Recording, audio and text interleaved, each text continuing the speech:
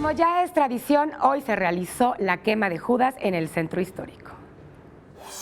Desde temprano, manos de artesanos provenientes de Tultepec llegaron a darle los últimos retoques a la figura de cartón que sería quemada al mediodía, como parte de la tradicional quema de Judas, que según las creencias religiosas representa el triunfo del bien sobre el mal. En el centro de la ciudad, la calle de Colombia participa de esta tradición en Sábado de Gloria. Pues aquí ya tiene 70 años y obviamente para atrás creo que habían otros años más ya haciéndolo, ¿no? La tradición aquí en la calle de Colombia.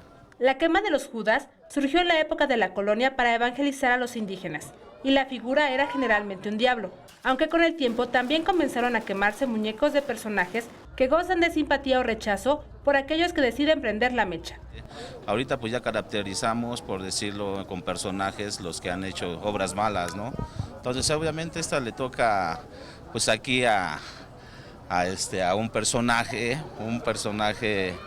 a lo mejor muy querido del pueblo, ¿no? Pues ahora participar, ¿no? Tradición que va de generación en generación con la finalidad de preservar las costumbres y al mismo tiempo disfrutar de este día de asueto.